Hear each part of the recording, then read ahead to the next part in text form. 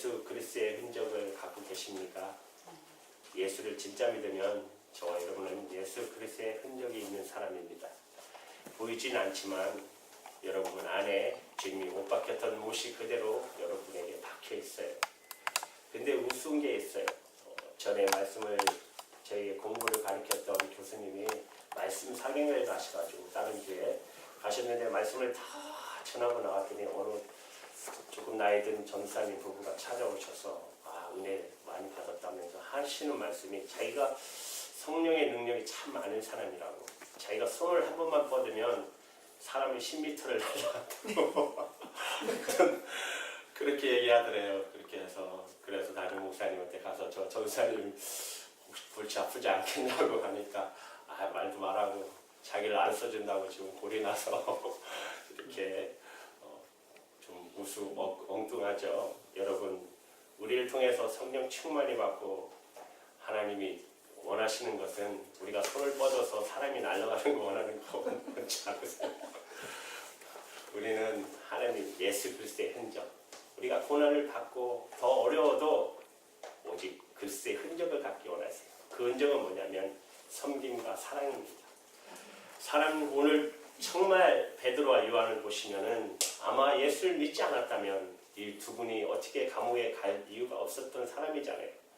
그런데 예수님의 부활을 증거하는 전도자가 되는 바람에 이들이 감옥에 붙들려 하루를 지내며 매를 맞았습니다. 지금 유치장에 하루 들어갔다 나와도 그것이 다시 상상하기 싫은데, 제가 하루 갔다 왔었거든요. 이민국에 갔다 하루 잡혔다가 다른 사람이 오해받아가지고 하루 있었더니 그게 얼마나 상상하기도 싫은데 제가 갔다 왔었어요. 경험이라면. 그때 감옥에 갇혀서 매를 맞고 베드로와 요한의 심정은 어땠을까요? 그리고 산헤드린 궁에서 사도에게 예수의 이름으로 더 이상 새로하지 마라, 다시 예수에 대해서 얘기하지 말라, 예수의 이름으로 말하지도 말고 가르치도 말라, 그러면 너희들을 죽이겠다, 위협을 받아요. 그들의 마음이 어땠을까요? 오늘 본문은 그런 무시무시한 명령을 받고 나와서 예루살렘에 있는 교회 성도들과 같이 하나님께 기도를 하는 장면입니다. 그런데 사도들은 담대하였습니다. 24절에 보면 저희가 듣고 일심으로 하나님께 소리를 높여 가로되 대주제여 천지와 바다와 그 가운데 만리를 지으시오. 이 기도는 애절하고 조급한 마음으로 드리는 기도가 아니었다는 말입니다. 그들은 하루 동안 감옥에 갇혀서 매를 맞고 그리고 공회로부터 예수 이름으로 말하면 죽인다는 엄한 경고를 듣고 나온 사람들이에요. 그러나 그들은 살려달라, 도와달라, 어려움이 사라지게 해달라는 기도가 아닙니다. 그들은 여전히 당당하게 성자 예수님, 그분이 하나님이시며 그 하나님이 천지의 주제이심을 고백하고 오히려 그 주님을 찬양하였습니다. 그들의 믿음은 진정한 믿음이었고 그들은 진짜 성령 충만한 사람이었어요. 어떤 사람이 진정한 그리스도인이겠습니까? 교회 다니며 주일마다 예배를 출석하는 것입니까? 흔히 그리스도인들은 이런 것 저런 것 하지 않는다, 그렇게 말을 해요. 술 마시지 않고 음욕을 품지 않고 도박하지 않고 담배 피우지 않으면, 아주 높은 세상의 도덕적 가치를 지키면 선한 삶을 사는 그런 삶일까요? 아니면 특별한 종교 체험, 성령을 체험을 했다는 것입니까? 어떤 사람이 진짜 그리스도인인지 아닌지 검증할 수 있는 방법은 정말 힘들고 어려운 일이 생겼을 때 그가 어떻게 반응하는 것을 보는 것이에요. 오늘 예배 때 우리가 신앙 고백을 했어요. 내 신앙 고백이 진짜 신앙 고백인가 하는 것은 위기를 만나봐야 알 수 있어요. 죽을 수도 있을 것 같은 두려운 일을 겪어봐야 비로소 알 수 있는 것입니다. 하나님이 정말 믿는다는 것은 그것은 어떤 일도 더 이상 나를 두렵게 하지 않는다는 말을 하는 것이에요. 나름대로 신앙생활을 잘해왔다고 자부하던 많은 그리스도인들이 인생의 위기 앞에서 속절없이 무너지는 것을 보게 됩니다. 마음이 평안이 다 사라지고 너무너무 두렵고 정말 강물에 빠진 사람이 지푸라기를 잡는 심정으로 허둥대는 자기를 보면서 하나님을 믿는 내가 왜 이런가? 이것이 믿음인가? 자기 믿음에 대한 처절한 좌절을 경험하는 이들이 있어요. 여러분, 오늘 말씀을 통해서 우리는 우리 자신이 정말 믿음을 가지고 있는 사람인가를 다시 한번 돌아봐야 합니다. 여러분, 그런 말 있잖아요. 어려울 때 친구가 진짜 친구라는 말을 곧잘 하잖아요. 신앙이야말로 정말 그렇습니다. 어려울 때 믿는 것이 그것이 진짜 믿음인 것입니다. 말할 수 없는 어려움이 닥치고 모든 길이 막히고 누구의 도움도 받을 수 없을 때, 그러나 여전히 평안하고 오히려 감사가 나오면 그는 믿음의 사람입니다. 다 죽여 버려 없애리겠다는 위협을 받았을 때 사도들은 그런 믿음을 가지고 있었고, 여전히 그들은 하나님께 기도했고 그들의 기도에 하늘의 권능이 임했습니다. 기도하던 곳이 진동이 임하였습니다. 31절에 이렇게 말해요. 빌기를 다음에 모인 곳이 진동하더니 우리가 다 성령이 충만하여 담대히 하나님의 말씀을 전하니라. 우리가 예수를 믿으면 이렇게 믿어야 하는 거구나 하는 말이 오늘 말씀 읽은 이 말씀이에요. 정말 예수를 이렇게 믿어야 되는구나. 사도들은 더욱 성령이 충만해졌어요. 다시 강력한 성령의 임하심이 나타난 것입니다. 이 사건이 제2의 성령 강림의 기도이라고 말합니다. 사도들이 도대체 어떻게 기도했기에 그런 일이 일어났을까요? 그들은 환난 중에서도, 여전히 말할 수 없는 그 환난 중에서도 하나님은 천하 만물을 창조하시고 다스리시는 이심을 고백하고 찬양하였습니다. 여러분, 예수로 사는 믿음을 가진 자가 아니면 도저히 불가능한 일입니다. 죽음의 위험 앞에서 여전히 하나님을 찬양하고 하나님을 천지주제이신 주님을 그렇게 고백하고 그런 믿음이 누구에게나 있는 것은 아닙니다. 이미 예수님과 함께 나 자신이 십자가에서 완전히 처리되고 이제는 예수님으로 정말 사는 것에 대해서 분명한 그리스도 이만이 그의 처주와 형편이 어떠하든지 하나님은 천하 만물을 다스리는 하나님이시고 하나님 그 이름은 영광을 받으시옵소서, 이런 고백이 나오게 되어 있어요. 사도들이 믿는 하나님은 그저 철학자들이 믿는 그런 하나님이 아니에요. 그들은 어떤 막연한 개념을 가지고 하나님께 기도하지 않았어요. 그들은 하나님이 정말 살아계시며 자기들과 함께 하심을 알았어요. 사도들이 이처럼 하나님 앞에 대하여 확신을 가질 수 있던 것은 그들이 성령이 충만하였기 때문에 그래요. 어떤 분은 기독교의 목적이 제 삶을 확신을 주는 데 있다고 말합니다. 맞는 말입니다. 그러나 그것은 한 단계에 불과합니다. 기독교의 신앙의 궁극적인 목적은 우리와 하나님과의 친밀한 교제입니다.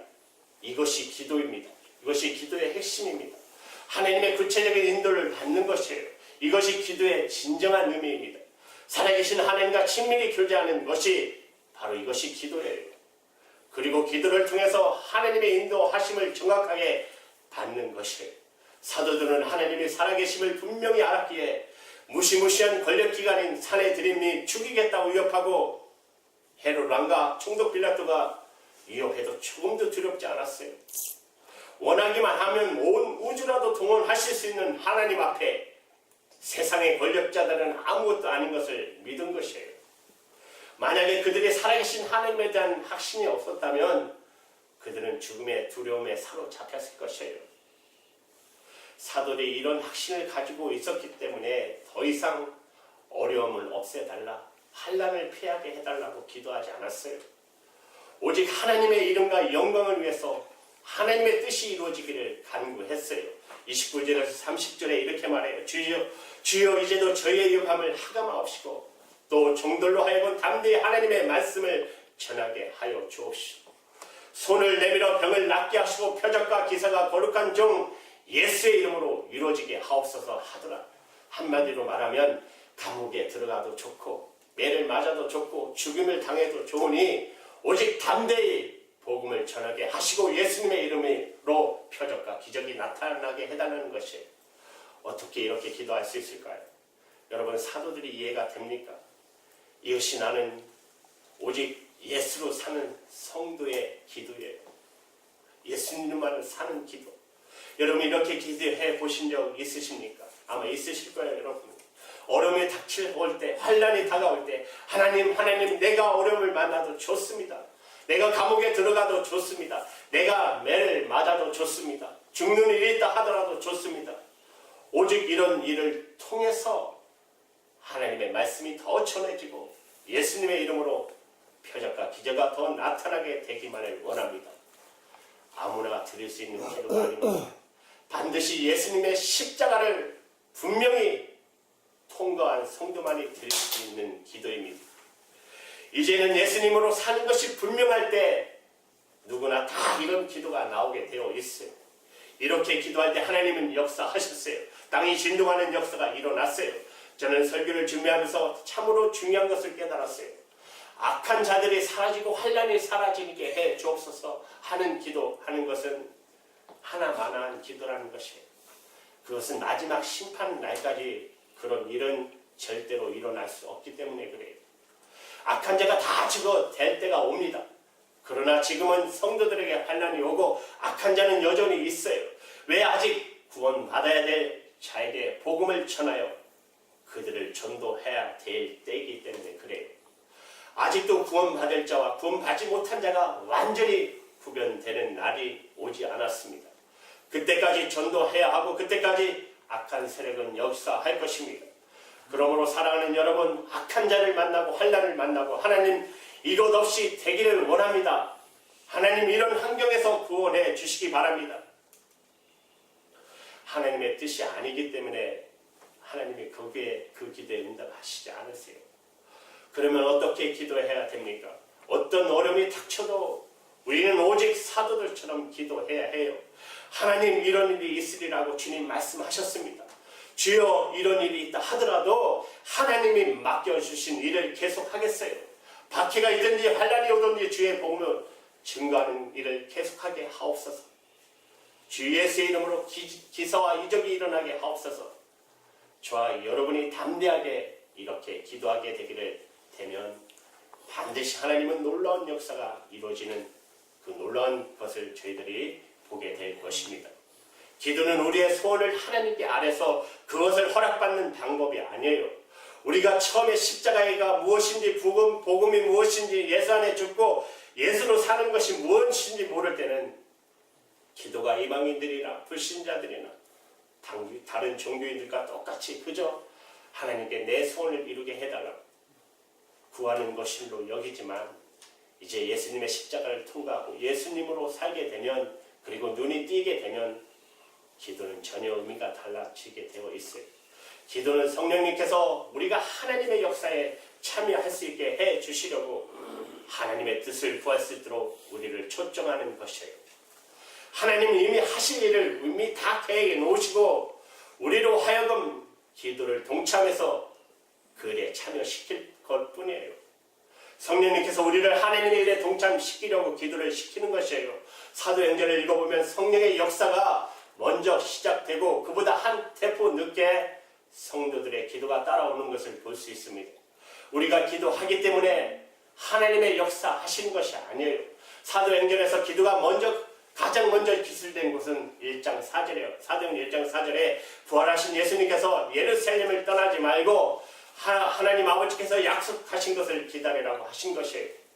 제자들은 그 약속을 붙잡고 마가다락방에서 모여 기도하며 기다렸어요. 성령 강림은 사도들의 기도에 대한 하나님의 응답이 아닙니다. 그들이 기도했기 때문에 성령을 받은 것이 아니에요. 성령 강림은 기도하기 전에 이미 약속되어 있었어요. 그리고 기도를 예수님께서 시킨 것이지 그들이 스스로 알아서 기도하는 것이 아닙니다. 기도는 하나님께서 약속하신 것을 믿고 기다리는 순종의 표현이었어요. 오순절 성령 강림 사건 이후 교회는 담대하게 복음을 전했고 예수의 이름으로 병든 자가 고침을 받고 많은 기사와 표적이 나타났습니다. 사도들은 이것이 하나님의 뜻임을 알았어요. 이것이 하나님이 하시라고 하는 일이구나. 그래서 그 사도들은 언제나 어디서나 하나님의 역사가 계속해 달라고 기도했어요. 하나님이 그 일을 하실 줄을 알았기 때문입니다. 이번에 핍박을 당할 때도 마찬가지예요. 사도들은 권력자들의 위협에서 벗어나게 해달라고 강구하지 않고 그 위협에서도 불구하고 담대하게 하나님의 말씀을 전하게 해달라고 예수 그리스도의 이름으로 치유와 표적과 이 기사가 나타나게 해달라고만 기도한 것입니다. 그렇습니다. 우리가 이처럼 하나님의 뜻을 이루게 해달라고 기도할 때 하늘의 권능이 임하여 땅이 흔들리는 역사가 나타나는 것입니다. 사랑하는 여러분, 우리가 하나님의 기뻐하시는 뜻대로 기도를 하게 되면 반드시 우리 기도에 하나님은 역사하시고 땅이 진동한다고 말할 수 있는 놀라운 일들이 일어나게 되어 있습니다. 여러분, 1806년 미국 월리엄스 대학 교정의 한 숲속에서 사무엘 J. 미스를 비롯한 6명의 대학생들이 불신앙이 가득 찬 학생들과 구별하여 학교 뒤 단풍숲에 가서 매일 기도합니다. 비가 와도 비를 맞으면서도 땅끝까지 선교의 문을 열어달라고 간절히 기도합니다.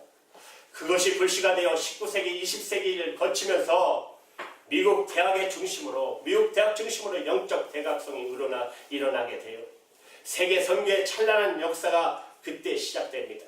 그리고 그때 대학생들이 세계 선교사로 나가겠다고 헌신을 해요. 그래서 한국 땅에도 그렇게 기도했던 두 분, 언더우드 아펜젤로 선교사가 오게 된 것입니다. 비록 소수의 인원이 연약 가운데 누구도 알지 못하는 곳에서 기도하는 것 같아도 하나님이 하시려는 일을 붙잡고 기도를 하게 되면 땅을 뒤흔들어 놓는 역사가 일어나는 것입니다. 여러분, 1904년에 영국 웰즈의 대붕 아시잖아요. 에반 존슨 로버트를 중심으로 탄광 노동자들이 모여서 기도 모임을 만들어서 기도하기 시작합니다. 그들이 기도할 때마다 웰즈의 영적 부흥을 주십시오라고 간절히 부르짖고 기도해요. 그들의 간구는 놀라운 결과를 가져오게 돼요. 1904년부터 1906년 사이에 무려 10만 명이 넘는 사람들이 회개하고 구원받는 역사가 일어난 것입니다. 이것이 바로 웰즈 대부흥이라고 말합니다. 사랑하는 여러분, 기도는 하나님께 우리가 무엇을 조르는 것이 아니에요.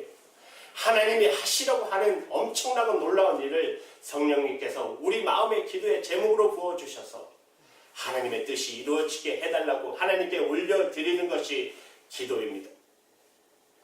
그러므로 저와 여러분이 기도할 때마다 언제나 하나님의 뜻을 구하는 기도가 필요합니다.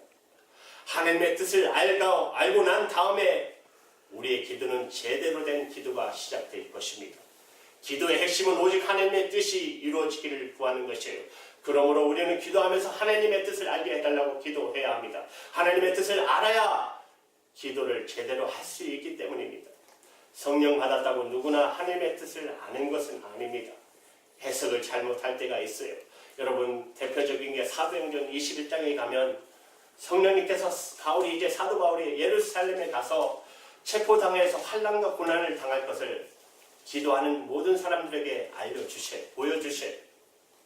사도 바울이 예루살렘으로 마지막 갈 때, 그때 예루살렘에 가면 사도 바울이 결박을 당하고 그리고 무서운 고통과 환난을 당하게 될 것을 기도하는 사람들에게 성령님께서 다 보여주셔요. 그때 기도 중에 사도 바울이 예루살렘에서 당하는 그 어려움을 본 많은 기도자들이 사도 바울을 한결같이 가로막습니다. 바울이요, 사도요, 예루살렘에 가지 마십시오. 예루살렘에 가면 당신이 결박당하고 환난을 당할 것입니다. 성령님이 보여주신 건 분명하지만 하나님의 뜻, 해석을 잘못한 것입니다. 예루살렘에 가지 말라는 것이 아니라 예루살렘에 가면 이런 일을 겪고 그리고 그렇게 네가 소망하던 로마로 가게 될 것을 하나님이 이미 사도에게 보여준 것뿐이에요. 그리고 그것을 알고 가라는 것이죠. 이런 일을 겪고 그리고 로마로 가게 될 것을 하나님이 이미 사도 바울에게 보여주신 것이에요. 그리고 그것을 알고 가라는 것입니다. 성령님께서 보여주시고 깨닫게 하셔도 하나님의 뜻을 해석하는 것은 하나님이 우리에게 제대로 가르쳐 주셔야만 아는 것입니다. 예수님은 계속하셔 여러분 이 땅에 오셔서 계속해서 기도하셨어요. 예수님께서 하나님의 아들이신데 왜 기도했을까요? 예수님의 기도의 핵심은 누가복음 22장 42절에서 하신 기도예요. 가라사대 아버지여 만일 아버지의 뜻이거든 이 잔을 내게서 옮기옵소서. 그러나 내 원대로 마옵시고 아버지의 뜻대로 되기를 원하나이다. 예수님은 육신을 가지셨기 때문에 육신의 수요를 있으셨어요. 드시지 못하면 배가 고팠고요. 잠을 자지 못하면 피곤하고 어려운 일을 당하면 고통스러우셨어요. 그러므로 항상 기도를 통하여서 하나님의 뜻을 재발견하고 확인하고 확증해 가신 것입니다. 예수님께서 왜 이 땅에 오셨는지를 하나님의 계획을 항상 확인하셨다는 것이에요. 하나님의 뜻과 하나님의 계획을 계속 분별하는 것이 바로 예수님의 기도였어요. 우리도 마찬가지입니다. 우리도 기도 중에 하나님의 뜻을 구하면 성령님께서 반드시 하나님의 뜻을 깨닫게 해 주십니다. 하나님, 제게 이런 문제가 생겼습니다. 하나님의 뜻이 무엇입니까? 우리가 기도하면 반드시 깨닫게 해 주십니다. 사도들은 환난을 당할 때 하나님의 뜻이 무엇인지 알았어요. 오늘 본문 25절에서 28절은 시편 2편에 나온 내용이에요. 성령님께서 사도들에게 그것을 시편 2편을 통하여 모든 세력이 합세하여 예수 그리스도의 복음을 전하지 못하도록 대적할 것에 대해서 예언하셨음을 깨닫게 해 주셨음을 알 수 있어요. 그러면 된 것입니다. 그래서 하나님이 이런 일이 있으라고 벌써 말씀하셨군요. 세상의 군왕들과 권세자들이 예수님의 십자가의 복음을 전해지지 않도록 가로막는 일이 일어날 거라고 이미 말씀하셨군요. 그렇다면 됐습니다. 하나님의 뜻이 더욱 이루어지기만을 원합니다라고 기도한 것입니다. 기도하는 사람은 무슨 문제가 발생했을 때 하나님이 계시다면 어떻게 이런 일이 일어날 수 있느냐고 생각하지 말아야 돼요. 우리가 정말 저지르는 죄 중에 하나가 이거예요. 어떻게 하나님이 있으다면 이런 일이 나에게 일어날 수 있습니다 말입니다. 사고가 났습니까? 병이 들었습니까? 자녀에게 문제가 있습니까? 큰 손해를 봤습니까? 하나님이 관여하시는 중에 발생한 일입니다. 적어도 하나님은 알고 계시고 보고 계십니다. 하나님이 아시고 계시다는 것을 믿으면 기도가 달라질 수밖에 없어요. 하나님, 제가 어떻게 하시기를 원하세요? 제게 하시려는 일은 무엇입니까? 한 목회자가 이런 고백을 했어요. 한 목회자 기도 모임에서 한 목사님이 목회자 기도에서 한 목사님이 회개하며 통하며 이렇게 고백합니다. 저는 주의 종이면서 주님의 기쁨으로 생각지 않고 주님의 기쁨을 생각지 않고 나의 기쁨만 구하고 있었습니다. 종은 자기만 하고 싶은 일을 하고 자기가 가고 싶은 곳에 가는 것이 아니라 주님이 필요한 곳, 주님이 안타까워하시는 곳에 있어야 함을 이제야 제가 깨달았습니다. 종이 기쁜 것이 아니라 주님이 기뻐해야 합니다. 내가 기뻐할 것이 아니라 주님이 기뻐하시면 된다는 것을 깨닫고 기도하니 모든 것이 달라 보였습니다. 이렇게 고백했어요. 사랑하는 여러분, 기도가 제대로 나오기 시작하면 모든 것이 달라집니다. 오직 하나님의 뜻만 구하면 나는 어떻게 됩니까? 여러분, 내 뜻이 이루어지지 않고 하나님의 뜻이 이루어지기를 구하는 자가 가장 놀라운 복을 받는 자임을 알아야 합니다. 그러나 우리 자아가 아직 죽지 않았다면 우리는 시작부터 끝까지 달라고 기도하기 시작합니다. 실컷 구하고 나서죠. 못 구한 것까지 다 주실 줄 믿습니다. 말로 그렇게 끝냈잖아요. 여러분, 하나님의 뜻이 우리의 소원보다 훨씬 놀라운 것을 알아야 돼요. 에베소서 3장 20절에 이렇게 말씀하세요. 하나님은 우리 가운데서 역사하시는 능력대로 우리의 온갖 구하는 것을이나 생각하는 것에 더 넘치도록 해 주시리라고 했습니다. 여러분 잘 아는 솔로몬 얼마나 많은 축복을 받았습니까? 솔로몬이 하나님 앞에 기도하다가 하나님이 무엇을 해줄까라고 물으셨을 때 자기를 위한 것을 구하지 않아서 엄청난 복을 받은 사람이잖아요. 열왕기상 3장 10절에서 13절에 이렇게 말해요. 솔로몬이 이것을 구하매 그 말씀이 주의 마음에 맞는지라. 이에 하나님이 저에게 이르시되 내가 이것을 구하도다. 자기를 위하여 수도 구하지 아니하고 부도 구하지 아니하며 자기 원수의 생명 멸하기도 구하지 아니하고 오직 송사를 듣고 분별하는 지혜를 구하였은즉 내가 내 말대로 하여 내게 지혜롭고 총명한 마음을 주노니 너의 전에도 너와 같은 자가 없거니와 너의 후에도 너와 같은 자가 일어남이 없으리라. 13절에 내가 또 너의 구하지 아니한 부와 영광도 내게 주노니 내 평생의 열왕 중에 너와 같은 자가 없을 것이다. 우리가 하나님의 뜻이 이루어지리다 하고 기도하지 않는다 해도 여러분, 전능하신 하나님은 하나님의 뜻이 이루어 나가세요. 그러나 기도하지 않는 우리는 하나님의 역사의 구경꾼밖에 될 수밖에 없어요. 따라서 하나님의 뜻이 이루어지다 하는 우리의 기도는 사실 하나님을 위한 기도가 아니라 우리 자신을 위한 기도입니다. 우리 자신을 위한 최상의 간구입니다. 부족한 제가 하나님께 드리는 기도가 있어요. 그것은 다른 것이 아니에요. 다윗이 드렸던 기도예요. 다윗이 하나님 앞에 받았던 칭찬이에요. 너는 내 마음에 합한 자다. 바울이 허물이 없었습니까? 많은 허물이 있어도 회개하고 주님 앞에 섰을 때 하나님이 너는 내 마음에 합한 자라. 내 오직 평생의 소원이 있다면 이것이 내 소원입니다. 하나님 앞에 섰을 때 너는 내 마음에 합한 자라. 그 기도가 나의 축복이라는 것을 깨달았어요. 사랑하는 여러분, 지금 우리에게 다른 어떤 기도가 필요하겠습니까? 오직 주의 뜻이 이루어지 그것밖에 없습니다. 그 속에 다 있습니다. 놀라운 기적이 있습니다. 환난과 어려움이 우리 눈앞에 와도 우리의 기도는 오직 하나입니다. 이를 통하여 주님의 거룩한 뜻이 무엇입니까? 주의 복음이 증거되고 예수님의 이름으로 기사와 표적이 나타나기를 원합니다. 바로 이게 우리의 기도가 되어야 합니다.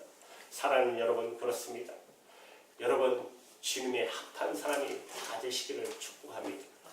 그것은 여러분이 하나님의 뜻을 바로 구하고 하나님의 뜻대로 여러분들이 충성할 때 반드시 하나님께서 우리를 향하여서 너는 내 마음에 합한 자라고 이런 놀라운 축복의 칭찬을 하는 그런 받는 정말 저와 여러분 되기를 주님의 이름으로 축복합니다.